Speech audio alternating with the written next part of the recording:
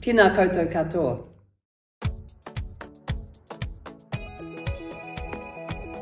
My name is Jan Bolwell and I'm a solo performer.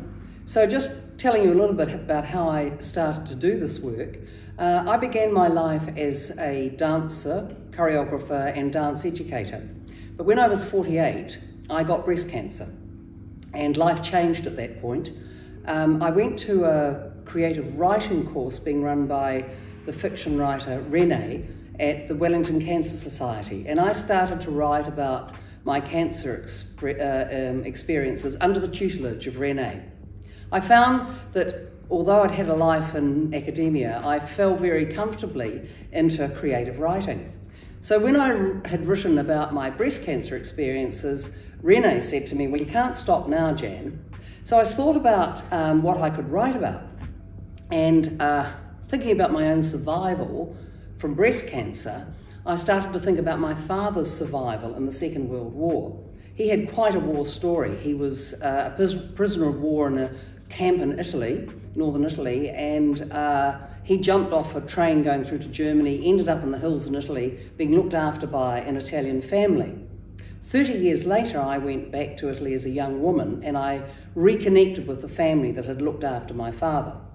So following the course with Renee, I started to write this story about my dad. And it was a story, it wasn't a play. And then Rona Bailey, who was a good friend, read it and she said, Jan, this is a piece of theatre, you've got to turn it into theatre. I hadn't acted at that point.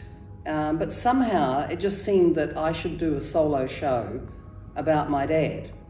I wrote the book and Ralph McAllister, my dramaturg, read it and he said, we'll turn this into a play. And he showed me the book and virtually all the script was gone. I said, well, what's left? And he said, Jan, the dialogue is left. I've got rid of the exposition. And that was such a lesson to me in writing that first piece of work about the how, so that getting rid of this expositional work, which is what I'd done when I'd written the story as a story, I learnt that lesson very early on about how to dramatise a story. So we did that work, and because I was very new to acting and felt more comfortable dancing, there was a heck of a lot of dance in that first show. It was probably 50% dance, 50% theatre.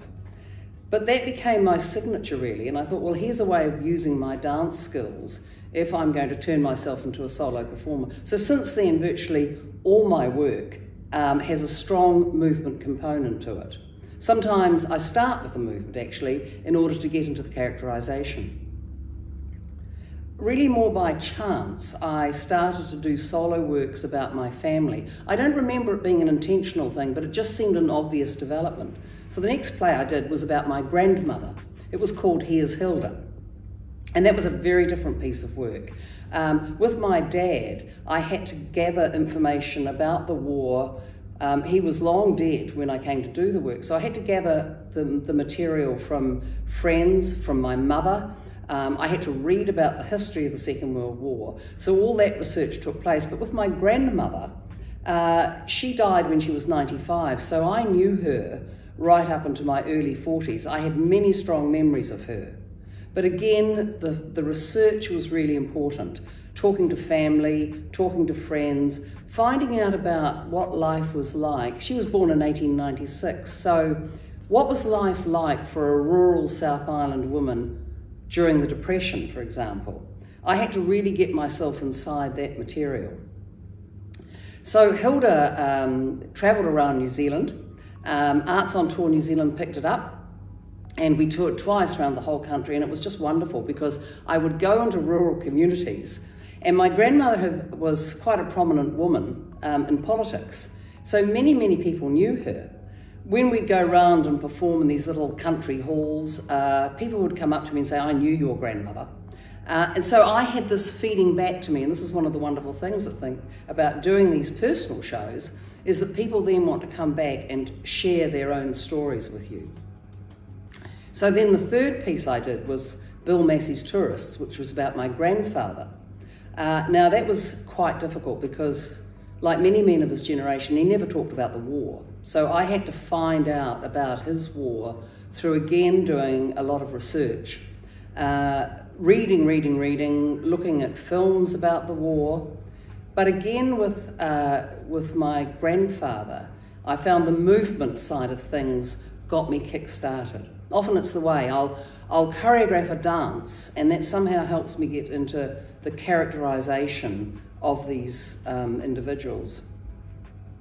In terms of writing, I don't start at A and go through to Z. I'm inclined to write scenes, and not with a sense of what their order is. Scenes that I think will work, but are not necessarily carefully planned from one to the next. That jigsaw approach works for me because I can find some unexpected juxtapositions. Working, again, and this is terribly important for me, is working with a dramaturg early on, even with the drafts that are pretty rough, to show them to the dramaturg and start working and placing things and actually discovering some connections that I might not otherwise have found.